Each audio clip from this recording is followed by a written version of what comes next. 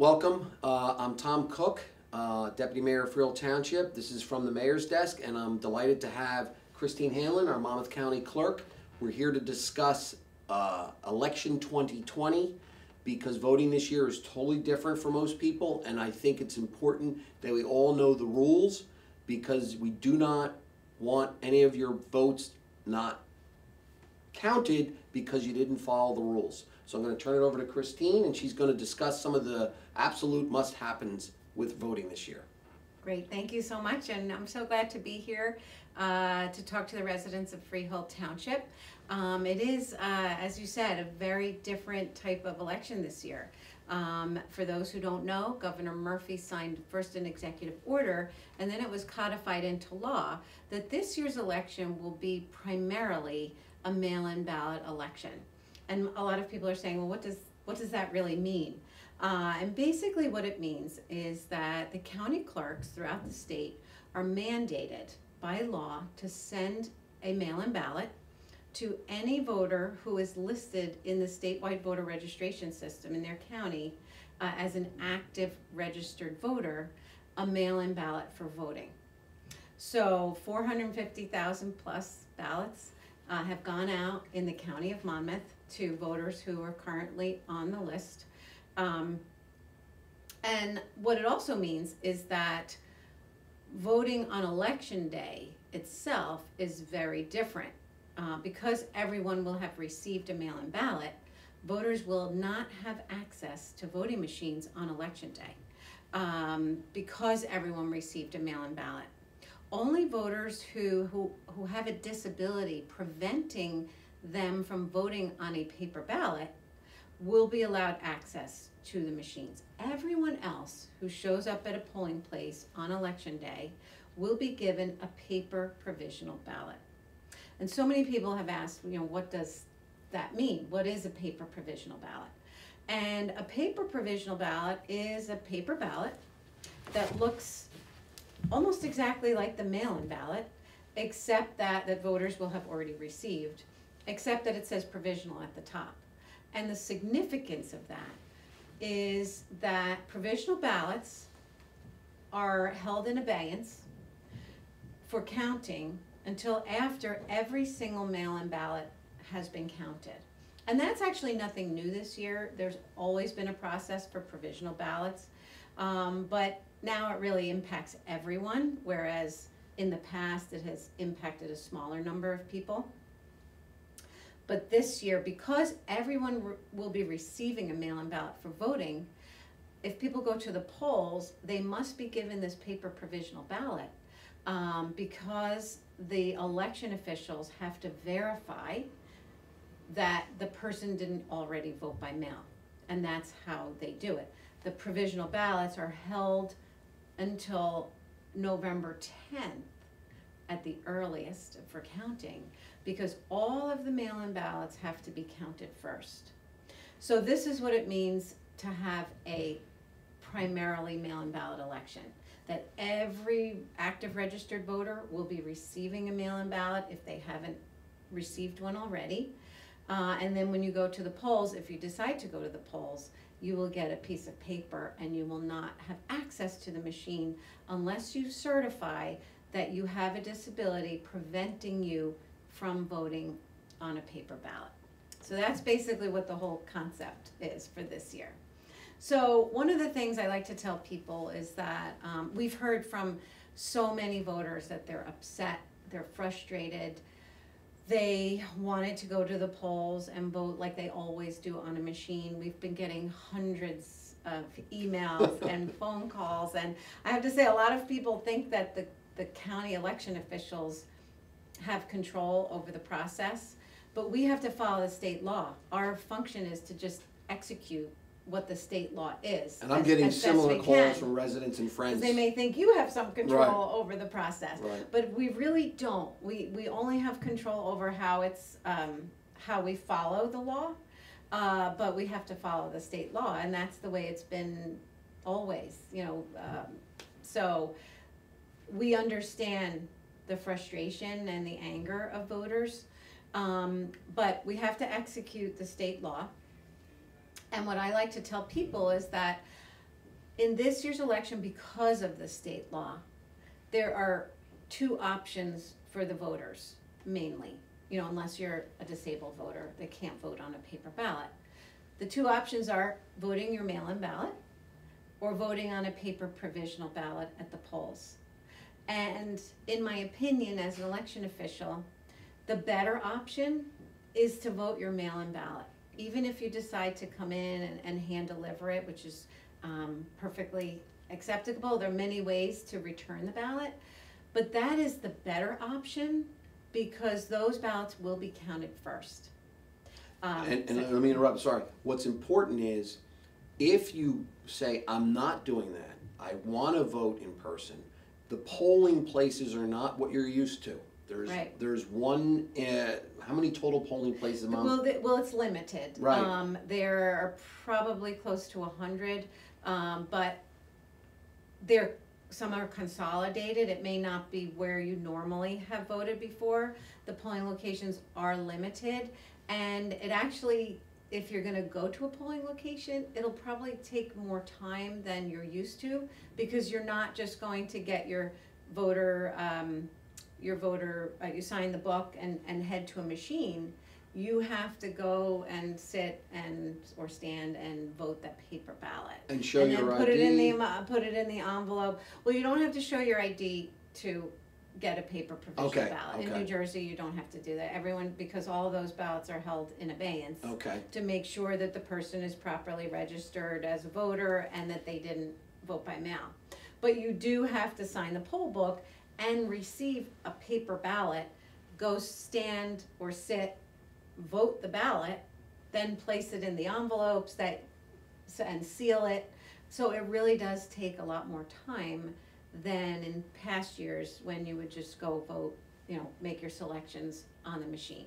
So one thing we've been telling people also is that if you really feel strongly about going out on election day to vote on November 3rd, you can vote your mail-in ballot that you received and bring it to your polling location. Oh, that's good to know. And they will have a separate receptacle for the mail-in ballots that will be counted first. Okay. The provisional ballots will go in a separate ballot bag or box, and they will all be held for at least a week until after all the mail-in ballots are counted. So that's an option for voters if they want to go out on election day and vote. At a polling location, they can bring their mail-in ballot and drop it off, or on election day, they can go to a drop box. There are 17 drop boxes all around the county, and you do not have to live in the town where the drop box is located. Okay, that's good to know. Drop that in the box. You can drop your ballot in any drop box in the county. So let's say there's one closer to where you work, or where you might be going to a store. You can drop your ballot in that drop box. It doesn't matter where you live, but it has to be within your county. Right, now the drop box locations are noted on the website. Yes, they're on the website. They're also in the ballot packet. Okay, good. And they're also on the State Division of Elections website. All of the municipal clerks and every municipal entity, every government received my brochure with the ballot drop boxes or locations are on the back. These are frequently asked questions that you can receive if you go to your local municipal clerk's office. This is also on my website. We send it to the libraries also for people to get this information, and the drop boxes are on the back. Excellent. Every voter will also be receiving a postcard instead of a sample ballot that they usually receive. The law said that we cannot send out sample ballots this year, but the county clerk has to send out a postcard informing the voters of the drop box locations and the polling place, should they decide to do that, and basically and those went out already, because I think I received one, or not. You received a voluntary postcard that I did to explain to the voters what was happening this year. Okay. Because we have over 450,000 registered voters in Monmouth County, and it's very, very hard to reach everyone with information. We have been putting the information on our website. We've been doing radio, TV, newspaper, social media. But one thing I was concerned about was reaching every voter. So we decided in the county to explain everything in a postcard and send it to every registered voter so that they really understood what was happening this year. That was something that we just decided to do. It wasn't mandated by the state. Right, okay. But this other postcard that's coming is mandated by the state. We're gonna send that out hopefully by the end of this week so that voters will receive it and know, again, where the drop boxes are located, where they can go on election day, because it may be different than where Right. they've gone in the past. So that postcard is coming out with the drop box locations as well. I wanted to just talk about the 4 ways to return a mail-in ballot, because this year's different. Everyone has to pay attention, because this Yes. is, I heard this information a couple weeks ago, and I was very educated from it, so just very important. Okay, so you can find this information on our website, on social media, also in this brochure, and it's also in the ballot packet. But there are 4 ways to return your mail-in ballot. The first is to drop it in the mail. All the envelopes are postage paid, so you don't have to put on a stamp, you just drop it in the mail. The other way to do it is to drop it in one of the drop boxes within the county. As we said, there are 17 drop boxes located all over the county, and those drop boxes are under the jurisdiction of the County Board of Elections, not the post office. These are separate. They're part of the election office. You can consider it part of the election office. And the Board of Elections employees go out and empty those boxes every day until election day. The third way to return a ballot is to hand deliver it to the 300 Halls Mill Road in Freehold, the county election offices. And the fourth way is to drop it at your polling location on election day. And all these ways are provided because voters are really encouraged to use the mail-in ballot rather than using a provisional ballot that gets held and counted much later. Yeah, I was by the election office at 300 Halls Mills on Sunday afternoon, and there were people lined up as if they were all 6 feet apart, waiting to put their ballot into the drop box that was right there. So that's kind of neat. That means people are voting early, and took time out of their Sunday to go to 300 Halls Mills and put their ballot in. Yes, so the good thing is at Halls Mill Road, there's a drop box number 1, but there's also not on Sunday, but most days of the week, they are receiving voters who want to, a lot of voters want to hand it to somebody. Yes, someone told me that they want to give it to a person. They want to give it to a person and they want it logged in right when, right in front of them. So the Board of Elections, which is not my office, because I don't count the paper ballots. The Board of Elections is open every day until 6 p.m. Oh, that's good to know. During the week, and then on Saturday, I believe it's 1 o'clock. And Sunday, the election workers do need a little bit of a break. I think there were some people working. They probably were working. I know my staff was working most of the weekend. They work every day until like 9, 10 o'clock at night. It really has been a very difficult, taxing process because we had the vote by mail process in the primary election too. And the election workers, all of my employees and of the other offices have really been working nonstop since before June. Even though it's a health crisis, everybody is at work getting the job done for our residents in Monmouth County. So I really commend them. It's just been a lot of work Yes, for I them. can They're trying imagine. to do their best. Our phones are ringing off the hook. And we're trying to get, help as many people as we can. Some people have asked, what happens if I either didn't get my ballot or if something happened to it. I made a mistake, or I tore something, or I spilled coffee. We got a few calls today about water spills or coffee spills. We have no problem replacing a ballot. It's really important for voters to understand that they can call our office 8:30 to 4:30, Monday through Friday. The phones are ringing off the hook. We hired a lot of extra people to be answering the phones. We will reissue the ballot, and we mark the system that a duplicate ballot has been issued.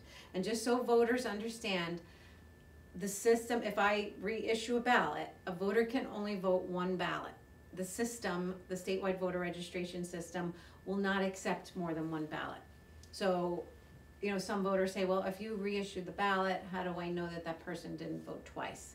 Because it's just, this is something we deal with every year, this is nothing new. Right. The system will not accept more than one ballot. Whatever other ballot will be voided.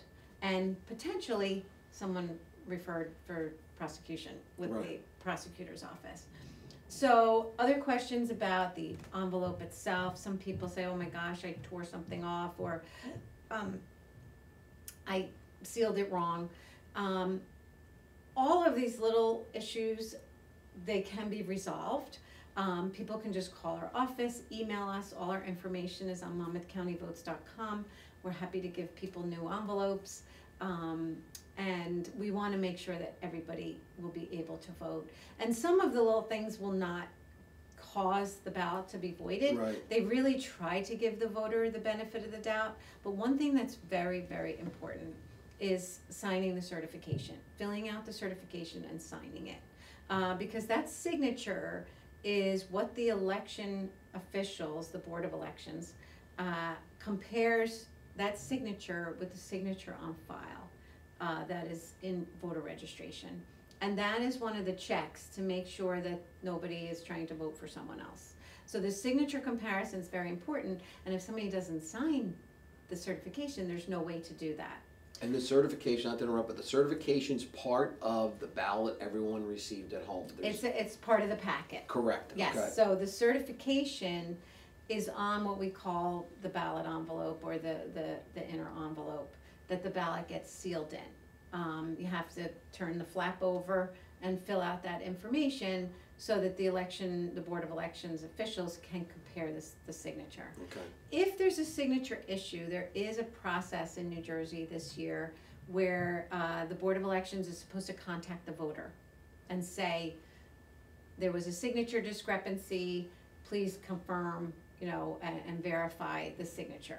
So by law now, this process has to take place. So the boards of elections are already in the process of reviewing, and they have to send out a letter very quickly to voters as soon as they realize that there's an issue with the signature. So they're already in the process of undertaking that. Okay. Many people don't realize that the county clerk isn't responsible for all of those things. Because I say the Board of Elections, and some people think the Board of Elections falls under the county clerk. And I did till a couple weeks ago. Yes, a lot of people, or they think the Board of Election, like the county clerk falls under the Board of Elections, like that's the entity. But it's really not. It's the way our county charter was written. We have 3 separate and independent election offices in the county. There's 3 of them. One is the county clerk, the other is the superintendent of elections, and the other is the Board of Elections. And we all act independently.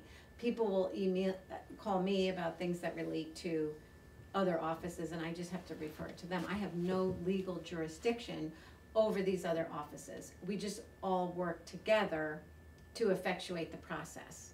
The county clerk handles the preparation of all the ballots and the mailing of all the ballots. And then at the end of the election process, the county clerk will help to certify the results. After all the votes have been counted, the county clerk puts them all together and certifies the election results as part of the process. The superintendent of elections handles all the machines and also handles voter registration and voter history. So the superintendent handles the voter file, like who's in the voter file, Correct. Along with the state. And then the Board of Elections has a lot of responsibility, and those responsibilities include poll workers, polling locations, the drop boxes, and the counting of all paper ballots. Which is a big job Which this is year. a really big job this year. We anticipate potentially 400,000 ballots, paper ballots, that will be voted this year. When the Board of Elections is usually used to counting about 40,000 to maybe during the primary it was a high of 100,000. we're expecting 400,000 pieces of paper that the Board of Elections has to count. And it's a really big process. It's not just, hey, open it and count it. There's a whole verification process that takes place. So each ballot, it's a big undertaking to verify and make sure everything is correct. So the Board of Elections and the county clerk and the superintendent of elections together are asking voters to return your ballot as early as you can. Well, that's because important. It's a big process. Yeah, so if I mailed my ballot today and or dropped it in a drop box and it got to the Board of Elections, will it be opened, will it be validated, then opened and recorded? Not posted, but it'll be recorded shortly after it arrives versus they don't wait till election night or the day after election to count 400,000 ballots. Well, this year the process has changed a little bit because there'll be so many pieces of paper, so many paper ballots. This year they can start the verification process, so they're going to log it in the system, they're going to do the evaluation process, they're going to compare the signature. This is all while the ballot is sealed in the inner envelope. Okay. And for those who don't know, if there's a discrepancy, if there's like an issue with a ballot, there are actually people who sit and vote as to whether that ballot should be counted or not. So it's like a big undertaking. They're there now every day, voting on ballots and making decisions. So all of the initial processing work can be done, but the law now says that 10 days before the election, like they can't open it right now and scan it. Okay. It's 10 days before the election. The Board of Elections is allowed to open that inner envelope that contains the ballot and begin the scanning process. But they cannot create an official tally of anything until election day. So they can open the envelopes, begin the scanning process 10 days before the election. Okay. So the earlier the ballots come in, that whole verification and processing part can be done. So that 10 days before, now they're just opening the inner envelope that has the ballot. And it's very important for voters to know. Some people say, well, I don't want to vote on this ballot because somebody might know how I voted. I don't want to vote on a piece of paper. When I go into a voting booth, I close that curtain. Nobody knows how I voted. And in the United States of America, we are entitled to a secret vote, an anonymous vote. That is the reason why the envelope that contains the ballot is designed the way it is. Because the flap that has the voter information on it, that certification flap, has to be torn off and separated from the ballot before that ballot envelope is opened. So when it's scanned, whoever scans it doesn't know who voted.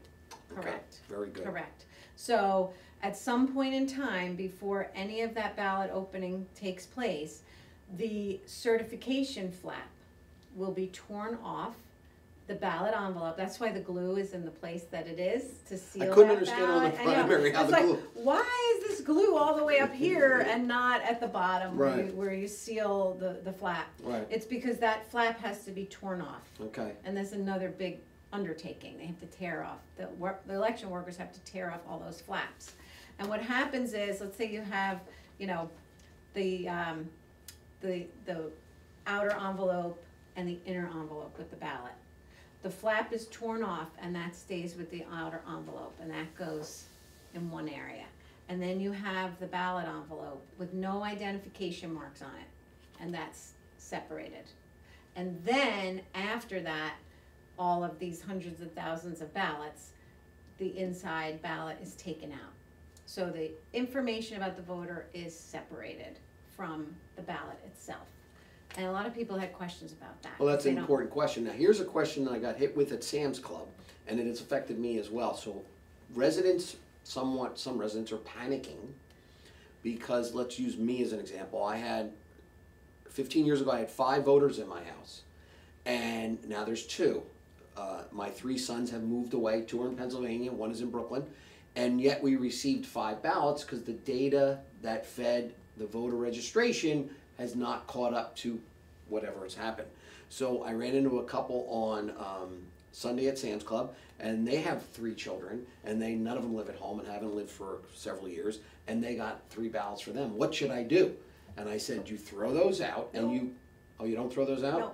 Okay, well I'm glad. Don't do that. Well, this is why the data is still in the system, because Okay. people throw them out. Well, what should they do? Yes, people, it's very important, and this is one of the reasons why I'm going to say most of the election officials throughout the state recommended to the governor's office that we don't do this process, because the data in the voter registration system is outdated, and over the years it really falls upon the voter, or this is just the way our state law is set forth, or next of kin, to do an official notification to the voter registration Right. office. So if you have been getting sample ballots for someone who doesn't live there, and throw it out, the voter registration office does not know that this person doesn't live there anymore. And that's why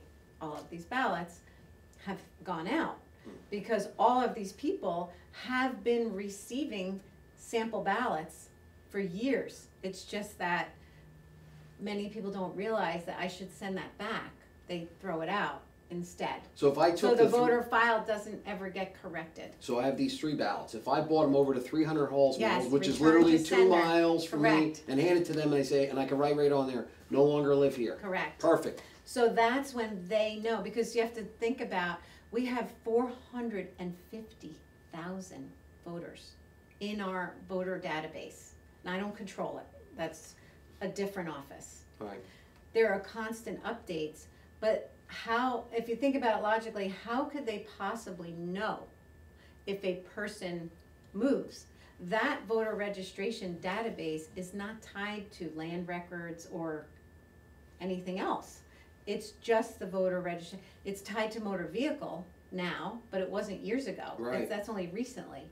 So if there's not an objection or an official notification to that office that the person doesn't live there anymore, it's very hard for them to update the list, because they don't know. They have to assume under New Jersey law that the person still lives there. They Okay. can't just remove people from the voter file. It would be, what if you still No, live I there? agree. And so they can't do that. All right. So the best thing to do is mark it return to sender, person just no longer lives here, put it back in the mail, or bring it, because it's close by here in Freehold Township, bring it there.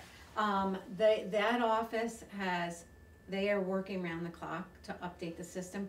We've never had to do this before. Right.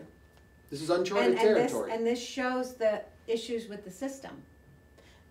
So there are issues that are created with people registering at motor vehicle and maybe a different spelling of a name, and maybe they're already in the voter registration file, and it creates another We don't issue. want to bring motor vehicle into this. So I have enough problems. I know, but it has caused many issues. Correct. And that was one of the reasons why the election officials said to the governor, don't do it this way. Let's send everybody a vote by mail application, postage paid, and let them decide, let the voters decide if they want to get a mail-in ballot. Right. But this is the system we are dealing with right now. And the superintendent of elections office would so appreciate if people just marked the ballot, no longer lives here, return it. Because what happens is if voters put it in the trash, there's no way of knowing the voter doesn't live there anymore, because the records are not tied to anything else. Some people say, well, why don't you know, Commissioner of Registration, which is a different office than mine, why don't you know that someone passed away? There's no way to know. Correct. The municipalities are supposed to notify the registrar of elections if someone has passed away. There's like a, but it's an ongoing process, and sometimes a voter may pass away out of state, and there's no process. Right.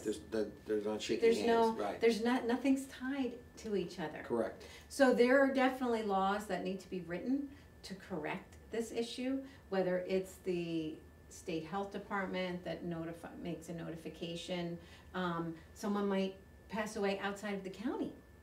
There's no way for the municipality to know, to notify the superintendent of elections. So we're seeing all of these issues come to light because everyone's, by law, has to get a mail-in ballot. Right. So the superintendent of elections office is trying to deal with as many issues as quickly as they are notified. So please notify, send that ballot back. Send the ballot, so everyone whose college kids. Don't vote it, just send it back. Whose kids went off to college and never came home. Record will be corrected, because the superintendent of elections office cannot just automatically take people out of the voter registration database. And I know that's frustrating for people, and it's not what they want to hear. It's just that this is a framework that we're working in. Understood. So, what else do you have there? let's see. I think you've covered pretty much. I've covered a lot. I have covered a lot. Just monmouthcountyvotes.com is the how many place to get ballots can you everything. bring to the Dropbox? Because that came up to me twice from 2 different people. Yes, so the bearer law in New Jersey was written before this type of universal mail-in ballot election came to be. So the bearer law can be a little bit complicated because now we have all of these different ways to return a mail-in ballot. But basically the bearer law pertains to any way you return your ballot except if you're going to your polling location on election day. So anyone can return, whatever way you decide, whether it's through the mail, hand delivery, or using a drop box, their own ballot +3. And that is the maximum. It's not daily, it's for the entire election. So if you're gonna hand deliver it to the Board of Elections, if you're gonna put it in the mail, if you're gonna put it in a drop box, your own ballot +3, and that's the maximum. And the bearer portion of the envelope must be completed. I actually have a little handy guide here. There is a little part of the outer envelope that has to be completed if someone is transporting someone else's ballot. So I would fill that out on my wife's, that I'm transporting her Yes, ballot. but you have to do it in front of her. Well, yes. You can't arrive at the Board of Elections and say, oh, let me fill this out now. You Okay. can't That's do important that. to note. It's very important. So it has to be filled out in front of the voter, and then it's okay. But it's 3 is the max in addition to your own. Now, this law may change in the future because of all of these logistical issues that are coming into play that are highlighted this year. But for this year, that's the rule. Your own +3. +3. And you have to fill out the envelope that you, In front of the voter that you're taking the ballot that from. you took those 3, 2, or 1 ballot with you and dropped them off. Yes. Okay. Importantly though, the exception to that is if you're delivering a ballot to your polling location on election day, you can only deliver your own to your polling location. One of the hardest things for voters this year is that there's so many different rules and regulations that voters are not used to. That's why we're having this conversation. It's all new.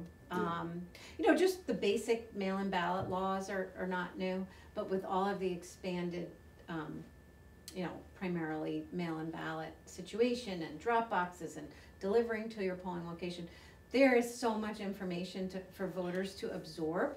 So I would recommend that voters go to monmouthcountyvotes.com. We prepared an animated video that explains a lot about this election, and it's really easy to follow, and it explains what's happening this year and all of the different rules and regulations in a very easy to How long is the understand. video? It's probably around 3 minutes. Okay. It's really not that long. We try to get everything No, in no, there, that's good. but People- it is, I find that the animated videos sometimes people are willing to watch it a little bit longer to because it's cute. entertaining. Yes. And so I encourage people to go there, but if you don't want to watch the video, you can also find our frequently asked questions. We have a long frequently asked questions. We also have the little brochure that is a condensed version.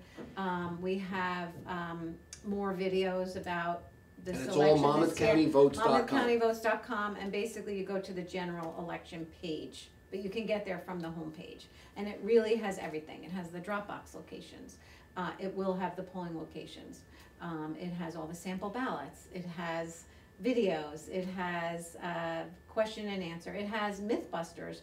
We decided there was so much misinformation going around this year on Facebook, on just on the internet. Yes.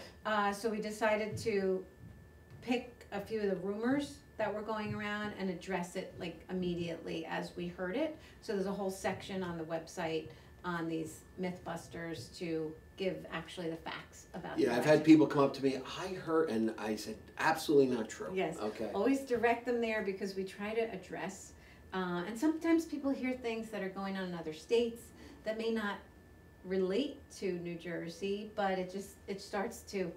It gets a life of its own. It does get a life of its own. So, so we're trying to get the information out there. All right. Well, we thank you very much for You're welcome. For being here and spending this time on behalf of Mayor Preston, Committeeman Anthony Amiano and Alan Walker, and Committeewoman Maureen Fasano. We thank you, and we tell everyone if you have any questions, you can call the Freehold Township Clerk's office. You can call the Board of Elections at 300 Halls Mills, And but the I Monmouth would County Clerk's Office. and the county clerk's office. But I would also suggest you start with monmouthcountyvotes.com, which sounds like it's going to have everything you want to know right on there. So thank you.